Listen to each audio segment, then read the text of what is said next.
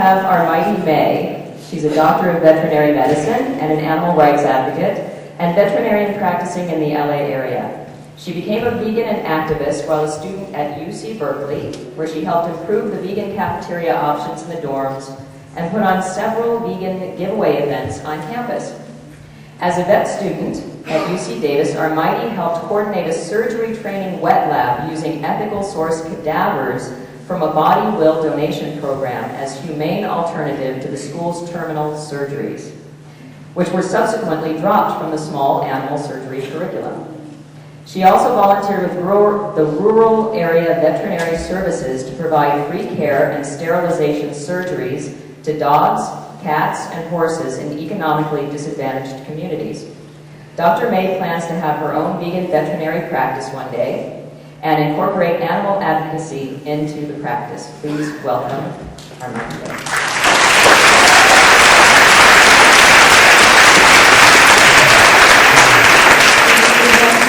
I'm really honored to be here tonight to speak with you all.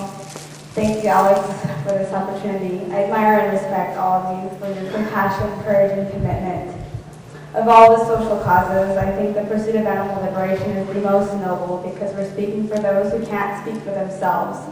And we're also striking at the root causes of many other societal injustices. I'd like to share an experience which served as a rude awakening to me in my journey as an activist. The summer before starting veterinary school, I attended my first animal rights conference, AR 2001 in Washington, D.C., and it had a tremendous impact on me. Although I realized on an intellectual level that vet school wasn't exactly a paradise for vegans, I still had a fantasy of somehow getting my classmates to go vegan. After all, vet students are supposed to love animals, right? Throughout my 4 years of vet school, despite concerted attempts to be respectful and friendly, I was often treated like an outcast by some of my classmates because of my passion for animal rights. I came to realize that the unfavorable image of animal rights activists as a whole, and the actions of a few activists in particular, was making my work as an activist much more difficult than it needed to be. Now I realize just how important our image as animal rights activists is to the success of our mission. Let's take a critical look at different approaches to animal advocacy and how they shape the image of animal rights activists. Threatening children of executives working for companies engaged in vivisection, sending these people pornography magazines, shouting menacing slogans outside their homes, and vandalizing their personal property do not reflect the positive image of animal rights activists. They play right into the hands of our opposition by chipping away at our moral high ground, allowing animal abusers to unfairly paint us as terrorists. Resorting to harassment and intimidation tactics makes the public sympathize with animal abusers rather than the animals being abused. Obviously, the animals being tortured are the victims, and their abusers are the bullies. But we need to make that clear to the public. We never want the public to view animal abusers as victims. Our opponents would love nothing more than for activists to fall in this kind of trap, because it gives them ammunition to fire back at us, and by extension, the animals we profess to protect. In fact, sometimes our opponents even stage acts of vandalism and then claim activists were responsible. That's what happened before the passage of Proposition 204, which banned veal crates and gestation crates in the state of Arizona.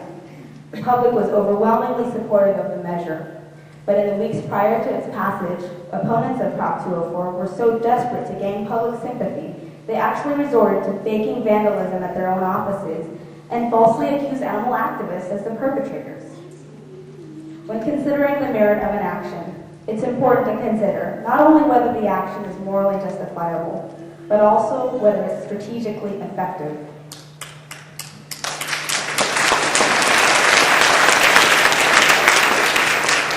The animals need us to be likable and respectable in the eyes of the masses in order to win over the public, whose support and participation in the struggle for animal liberation is vital to our success. The reason for this is simple. There aren't nearly enough activists to liberate every animal being exploited.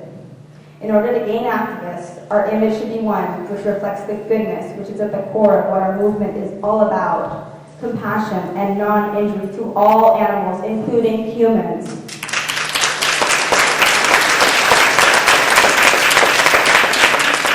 Nonviolence and integrity must guide our actions and also our thoughts and words. If our behavior sends a message of anger or inspires fear or hatred in those bystanders observing us, we'll be playing right into the hands of our opponents by alienating yet one more potential ally. In order to win for the animals, we must garner public support. Since our numbers and our resources are finite compared to that of our opposition, it's imperative that we work smarter and gain numbers. Additionally, we must focus our efforts on long-term gains that will lead to lasting changes. Thanks to the wonderful educational work of vegan outreach and compassion over killing, the number of vegetarians and vegans continues to grow daily. Since 2003, 6 million vegan outreach pamphlets have been distributed, and 1.3 million college and high school students have received vegan outreach literature, leading to many thousands of new vegetarians and vegans. However, these groups need our support because vegans still comprise a very tiny percentage of the general population. According to a 2006 national poll conducted by the Vegetarian Resource Group, vegans only comprise about 1.4% of the U.S. population. With such a huge ratio of suffering animals to activists speaking on their behalf, we need every activist to stay active, and we need more activists. One of the top movement priorities should be to recruit more vegans and activists into the movement. Every member of the public should be seen as a potential animal rights activist. How do we attract people to our cause? Treat them with kindness and compassion, just as we want them to show the same to animals. Provide the necessary support and educational materials, and then allow them the time and space they need to transition to a vegan diet. Don't make veganism an all-or-nothing proposition. Applaud each step taken to reduce consumption of animal products. Animal exploitation is so deeply ingrained in our society, it's no wonder that many view veganism as impossible. If we reinforce that impression, more and more animals will continue to suffer and die horrific deaths year after year. For the sake of the animals, we must be patient. It might seem to some that in this instance, patience isn't a virtue, but what it really boils down to is this. Are we willing to accept slow change over no change? Progress may be slow initially, but to borrow a phrase used by Michael Greger, we haven't yet reached a revolutionary quorum.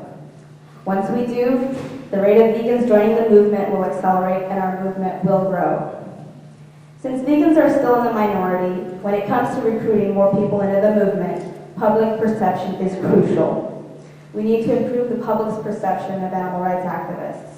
I envision a day, perhaps several decades from now, when the average mainstream person will regard us with great respect and admiration, in much the same way that today people hold Martin Luther King Jr. in high esteem.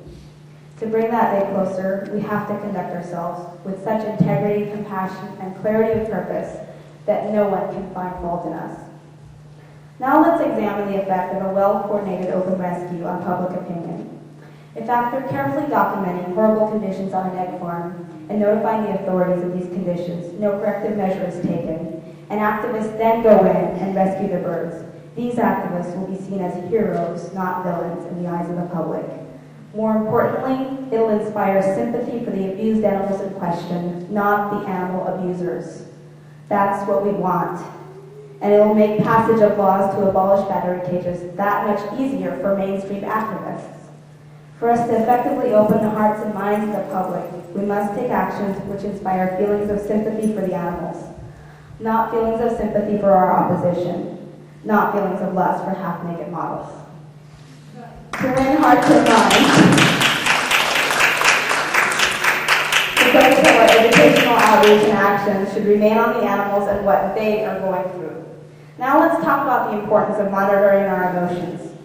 When first faced with the egregious cruelties inflicted on innocent creatures, it's natural to feel very angry. In fact, this anger is often the fuel that leads people to become activists. But in order for us to be effective, we must learn to refocus our anger into constructive, peaceful outreach. We must counter the stereotype of the angry vegan. The animals can't afford for us to offend people unnecessarily. We owe it to them to use language and engage in actions which portray ourselves as joyful, likable people leading fulfilling lives. Not only does anger tarnish our image, it harms us too. The animals need us to stay in this battle for the long haul. Here's an excerpt from an essay written by Matt Ball of Vegan Outreach entitled Anger, Humor, and Advocacy. We believe that having a sense of humor is in the animal's best interest because not only does it make our example more appealing, but it aids in avoiding burnout. In the cumulative 50 years we've been active, Jack, Ann, and I have known literally hundreds of activists who have given up, many of whom have even gone back to eating meat. On the other hand, the most successful activists we've known almost always had a sustained sense of humor. Now, I'd like to discuss the importance of imagination to achieving animal liberation. What I'm talking about here is the law of attraction, which says what you think about is what you get. We're going to be showing a movie called The Secret, which I highly recommend on Sunday evening at 10:30 in the Kennedy Room, so check that out. And I know a lot of you may think it's materialistic, but if you apply the principles to the movement, we can really achieve wonders. In order to galvanize the power of this law, our positive thinking has to be supported by positive emotions and visualization of our goals. We want a vegan world, not just a vegan club. Let's imagine for just a moment what a vegan world would be like, where factory farms and slaughterhouses are a thing of the past, vivisection's ancient history, everyone treats animals with respect and kindness, no one eats them. How does it make you feel to think about that world?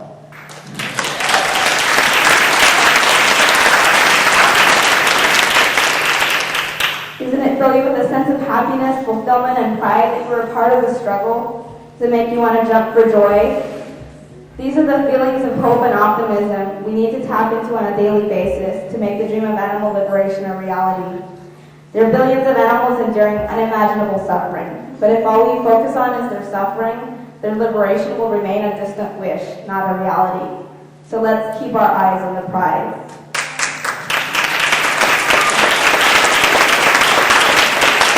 I'd like to close with a quote from Martin Luther King Jr. The arc of history is long and ragged and often unclear, but ultimately it progresses towards justice. My friends, let's make justice happen for the animals. Thank you.